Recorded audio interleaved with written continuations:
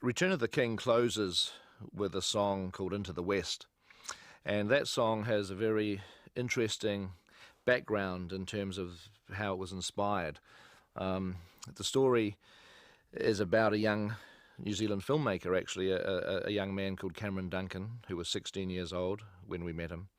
And we actually met Cameron in a way that was not related to Return of the King at all.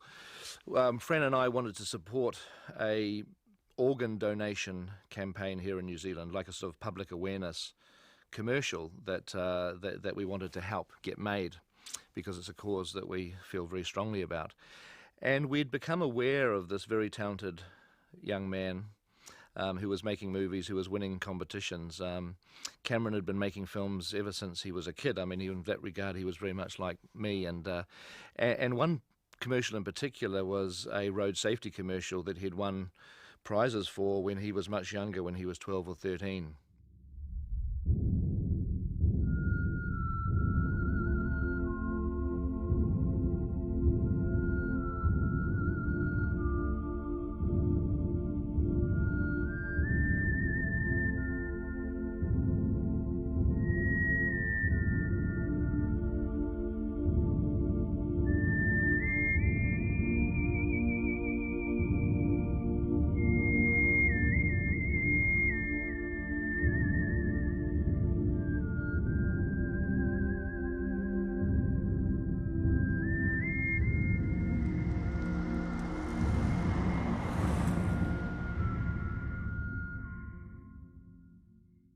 So we were very impressed with Cameron's work, and we thought that it would be great to invite Cameron to actually make this organ donation commercial, because it was a chance to as well as supporting the campaign, to actually give support to a young filmmaker as well. So we had this plan of inviting Cameron to make this commercial, of getting some volunteers from the Return of the King crew to help film it during the weekends, and we were going to use our equipment and cameras and kind of do this thing. So we contacted Cameron about this, and we found out something that Cameron had just experienced that we had no idea about, and he had actually contracted cancer. Well, in October 2001, Cameron was a softball pitcher, and we were about to go into the softball season. We were just warming up, and that's when Cameron noticed a lump on his knee and an ache in his left knee. So we started going to the doctors to see what was wrong with him, and by February 2002, they diagnosed it as osteosarcoma. Well, that was a huge thing for me. I was told that I would never play softball again, which is, really, when you spend your whole life devoted to something and just have it end in a day, is really shocking. So I, against my doctor's orders to not play the next day, on the Saturday, I played my last game, which is a very emotional game. And you told your teammates? Yep, I told them there. I asked them if they could play their guts out for me, because this could possibly be my last game, or, the last time they'd see me.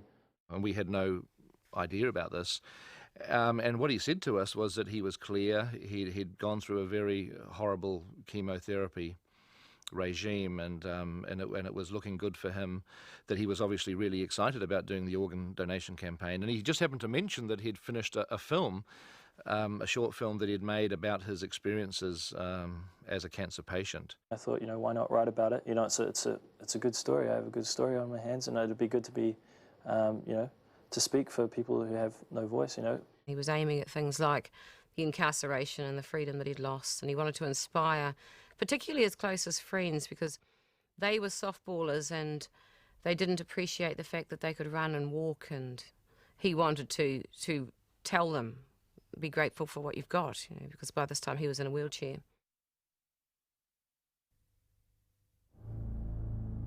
Freedom is taken so much for granted. And you don't appreciate the small things that you have. My number is DFK 6498. A number which was printed on all my records since the beginning of my life here on this very earth. Sentenced to imprisonment. I didn't kill anybody. I didn't perform a crime. Hell, I've never even drunk a drop of liquor, nor smoked a cigarette, never looked twice at drugs. I'm what you call a 100% straight shooter, but I'm in here. This hellhole, my personal four-wall prison. All because of this. This thing, this demon I must care for and nurture, for this is why I'm here. It's amazing how something so simple can destroy so much. The meals here are horrible. Everybody says it. It's amazing how much a human being will endure just to survive. It's always the same here. Always. I have a tendency to feel sorry for myself, but I'm constantly reminded of the others who join me here. These people. They're only young. They too have committed no crime. For everyone here is innocent. I go through the day in, day out routine. The head guard is so punctual. He comes in on every morning, binds me to my room. It's a punishment I must face as part of my sentence. It's like kryptonite to Superman. I hate it. The only thing I have to go by is that it's all for my own good. I suppose it's my fault I'm in here. For years I've spent toying with fate. Maybe fate has chosen to toy with me. In which case fate has served its purpose well. I was so free. The world, my playground, the soil, my arena. Fate has pushed me so far as to see my life teeter on the edge of a building. But I would never jump. I live for my peers, for the people I love. If when I die, it is not me who will be affected. It's the ones I leave behind. This would probably be the only goddamn prison that leaves their doors unlocked. It's a torture that each inmate must face. But I dare not leave. Not even for freedom. The worst part about being in here is how time ticks by incessantly, so slowly. Being caged doesn't mean that time stops, for we all live our lives by the clock, and so too do I live mine, but much slower. Seconds feel like minutes, minutes like hours, hours like days, days like months. It's like chasing a rainbow to no resolve. You just chase it. I found the best way to pass the time is to sleep, because when I sleep, I dream. And when I dream, I can rise above the walls of the prison. I dream of waking up among lilies and getting that feeling in my body that only comes when you're by yourself. I dream of the simple things that possess so much beauty for even the most unfortunate man. I dream of listening to the whisper of my breathing, paying attention to the function more so than at any routine moment. I dream of seeing things so beautiful that it hurts to watch them. Freedom is taken so much for granted when you don't appreciate the small things that you have. You know, the hardest part about dreaming is having to wake up.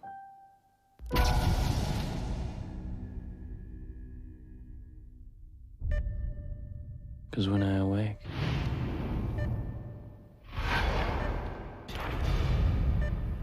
I'm still here.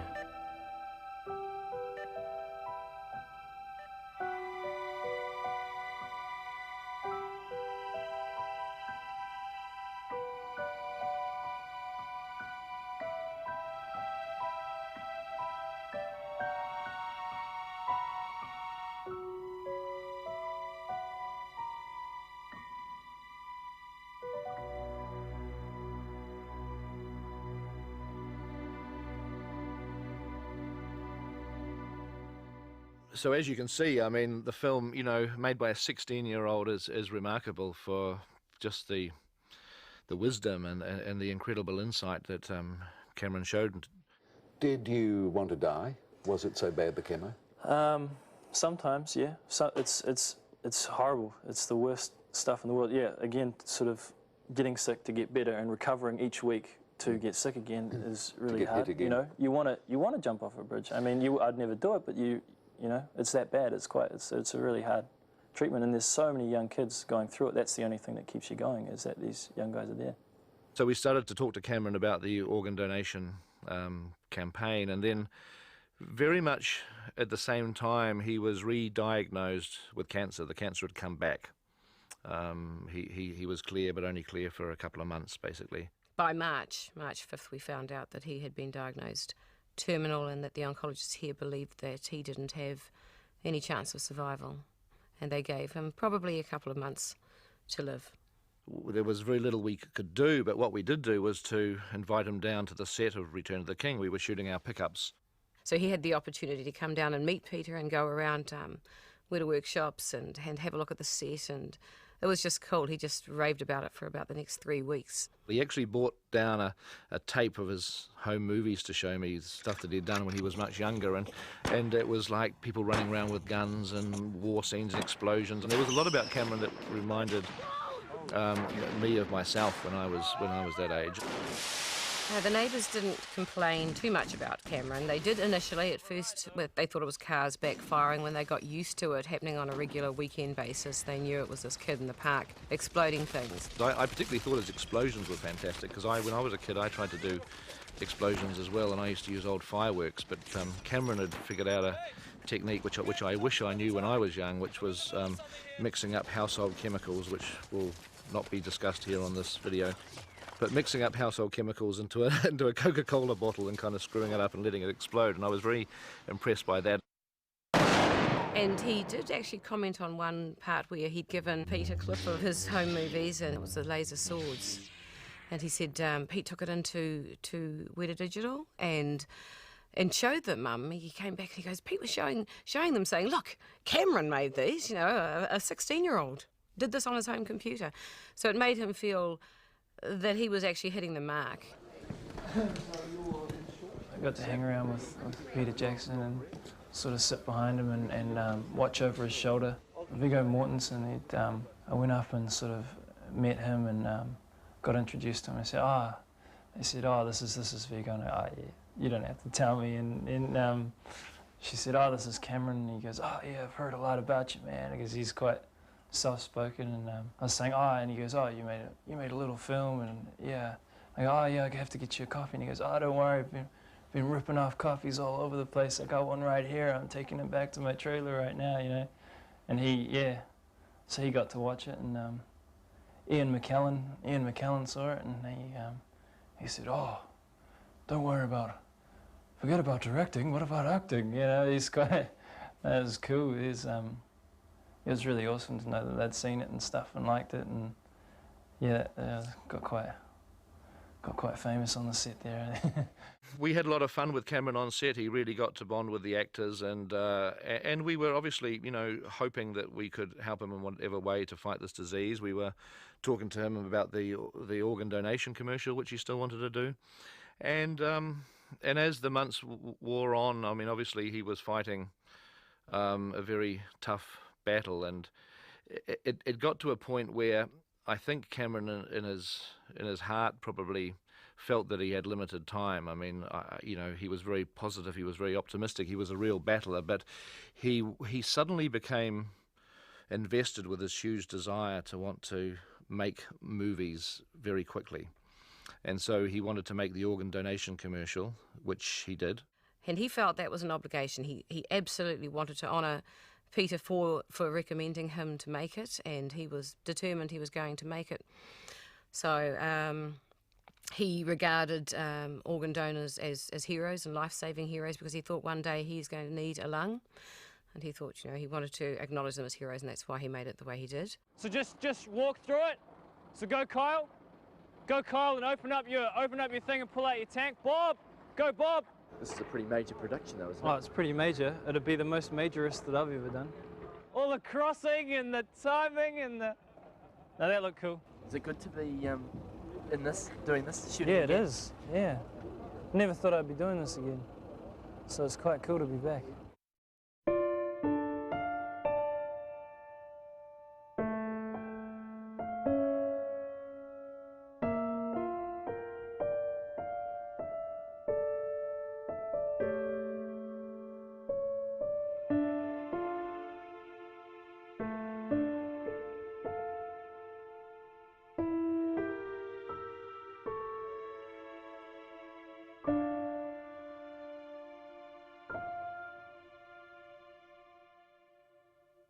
And more remarkable than that is a film called Strike Zone, which he did. Now, Strike Zone was made when Cameron was undergoing what was essentially his last round of chemotherapy, and he was incredibly ill.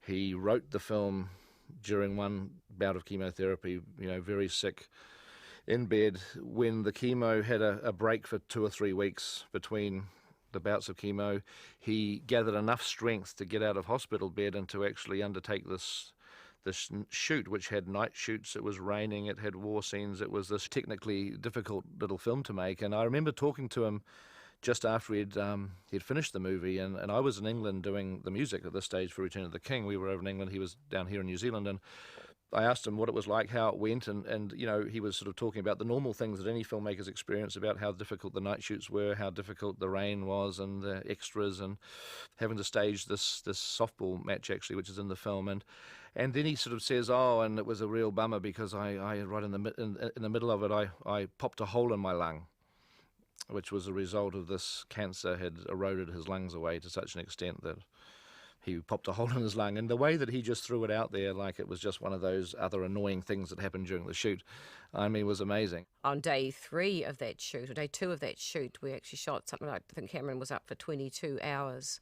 And the actual shoot started around 3:30 in the afternoon and wrapped at 6:30 the following morning. And you know, that was amazing for a boy who was undergoing some pretty heavy chemotherapy treatment and carrying big tumours in his lungs, and had also popped a hole in his lung. And what's actually incredible is not just the fact that he made this movie under these conditions, but it's the actual quality of the film itself. And we should have a look at Strike Zone now and just be aware, I've told you of the way in which it was made, but, you know, forget that, just have a look at it as a piece of filmmaking.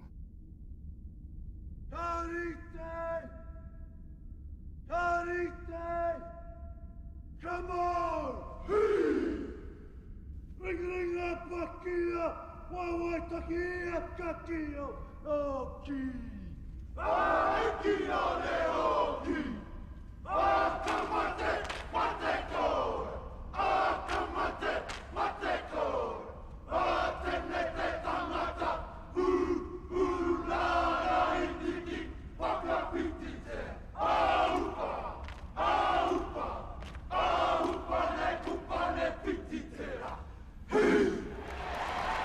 Well, that kickstarts this game. Let's play ball. If you looked at us now, we look good. To think only 2 months ago we were the worst team in the league. Who would have known that love of the game could consume your life? Softball is a sport like cancer. It grows on you. Well, it's the best we could have hoped for. Your scans are clear. You're healthy. We'll see you again in 6 months. Hey, don't worry. Be happy. It's great news. Cameron, the doctor's ready to see you now. You play out the scenario in your head, hoping for a positive outcome, but that's often not the case. Cameron, it's not good news, I'm afraid. Reality sucks. You have around 25 metastatic lesions on both sides of your lungs. Chemotherapy would not be effective at this time. And from a curative point of view, well, we really are out of options. I'm sorry. And that was it. I tell you what, that was the saddest drive home of my life. I haven't always been the best guy, but I suppose people would become critical of their life if they only had 2 months to correct it. So I made myself a team, and I was to be the coach. I knocked on every door with a ball outside in the yard, every youthful prospect in the neighborhood, and I held the postcard close to the man who would make it all worthwhile, the legendary Kevin Herlihy, the man who could throw the fastest projectile on the planet, the 220-kilometer fastball that would win me my championship. I'm sorry, I must have the wrong house. I was looking for Kevin Herlihy. No, you're at the right house. You don't look like the guy in the picture. We became good friends, and I signed him up as pitching coach. And for the record, it was only 150 kilometers. It got faster as the myth grew. And so, my team was complete. I trained these pansies into the ground. I taught them about pain, how much I was in and how much they weren't. I pushed their flabby bodies to near heart attacks, and I always said, When I say shit, you say how much.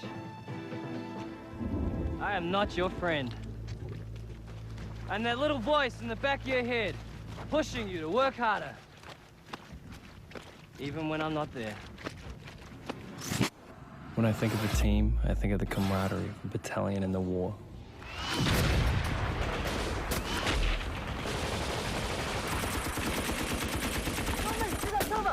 You two, find the hole! Go! Hey, come with me, come with me. Keep down, keep down.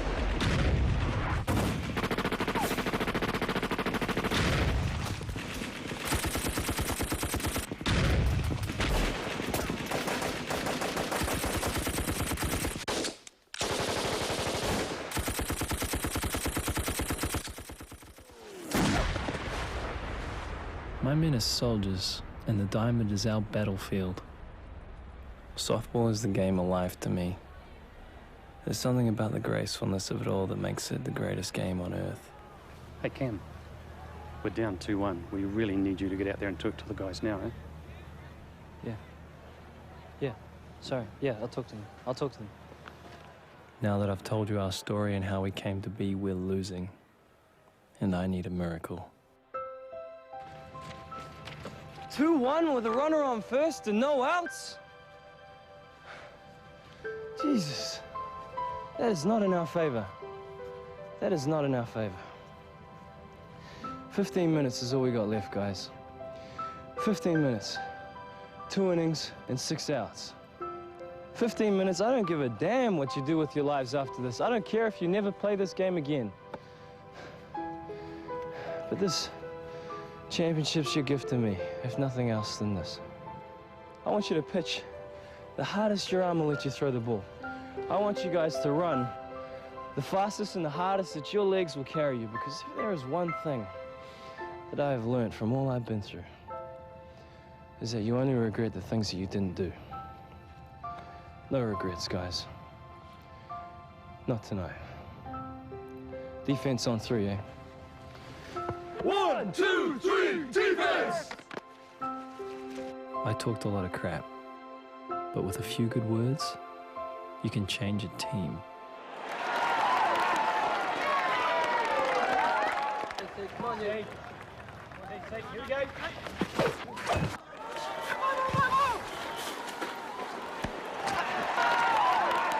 It's unbelievable, folks. I've never, ever seen anything like that in my entire career. What a catch!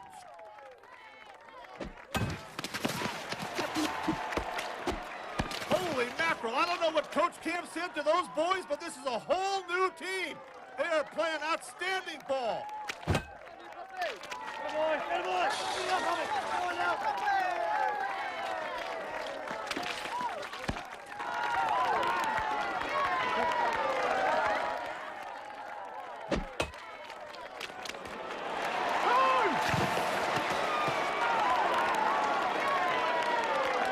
This game's all tied at 2 apiece. I told Lee Cameron to run into them if they get in your way. I should have known it was a disaster waiting to happen. Talk to him, Lee. Oi! You're out of here! You're out! Out! Oi! Out!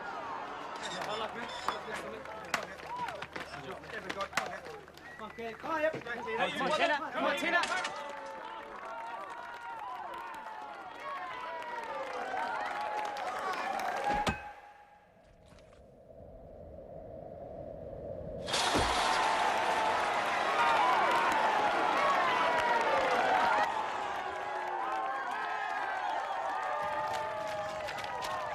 This baby is going down to the wire.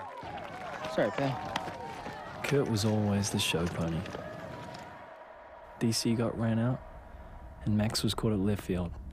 That left us with 3-2 in our favor. We got 2 quick outs, but the pressure was on when a runner got to second. And there we were.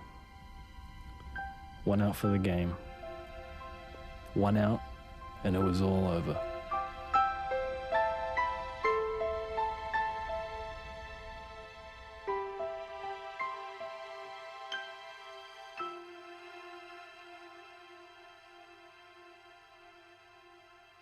It was one of those plays that seemed to last for a lifetime.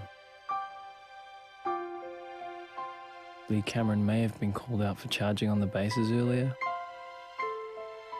but he won the game that night.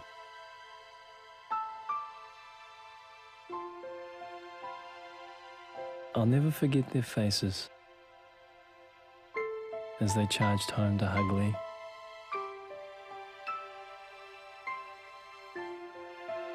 I wish I could have been there, but I never made it out to congratulate them. You just know when death is coming, because you start remembering your life more than you actually live it.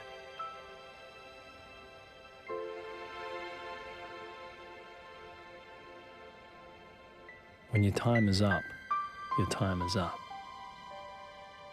And you just pray to God that you've done something worthwhile with your life.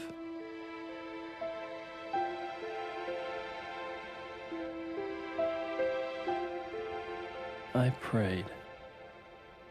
prayed that the guys would never forget this night and what we had.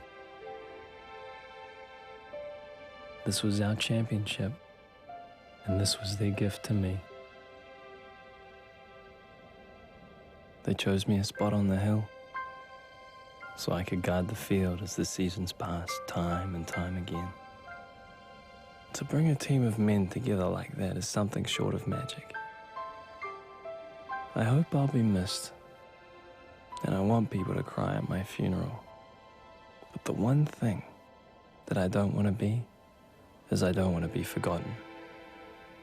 And I think I've done a pretty good job of that.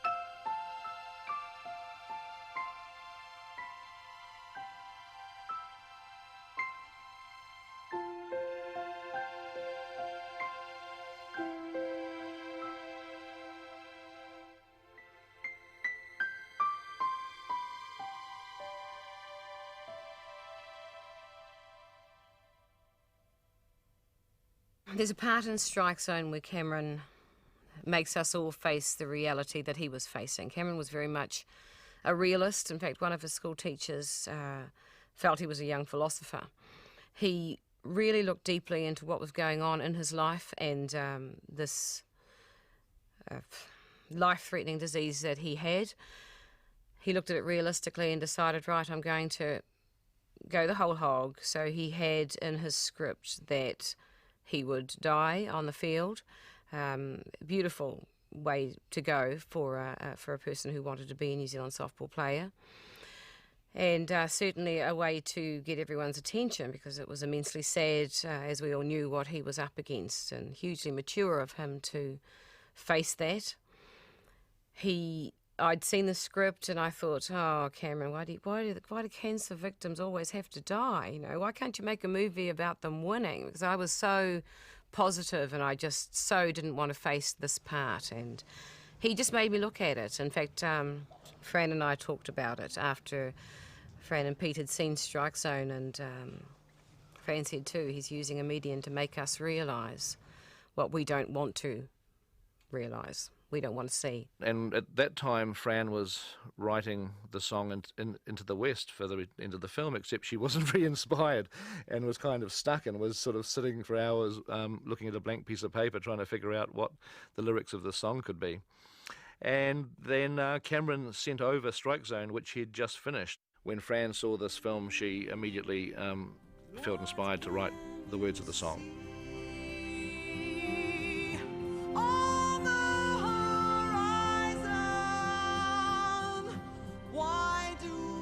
When we were in England in August, we were thinking about writing the song. Cameron was very much with us. He was getting chemo at that time in New Zealand. But he was calling us and emailing us, and he was making a strike zone, which is a great testament to him and his abilities as a filmmaker and just who he is as a person.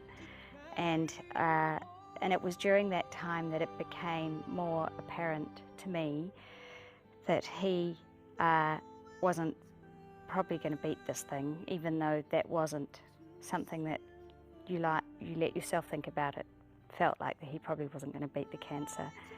And so it was odd, because the song is very much about, you know, Frodo's passing, but it personally, for me, was also about reconciling the conflicted feelings about Cameron and what he was facing. It's something, he was a special kid, that's all I can say. He really was. I know all kids are special, but he was extra special. And a lot of people felt it. There's a line in Strike Zone where Cameron refers to the fact that, you know, what do you do when you have 2 months to live? And as it turned out, he had exactly 2 months to live. The thing I thank Cameron very much for was, at a time of death when it hit so hard, he had already laid the foundations for his funeral by showing us how he wanted it done, and we reenacted it for him. And I really am grateful for that.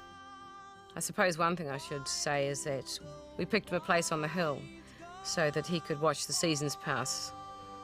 I think he says time after time. And that is where he is. He's on a hill, watching over the park. He didn't want to be forgotten, and it's great that this DVD exists now, because he won't be. So we're very happy to have been able to present these films.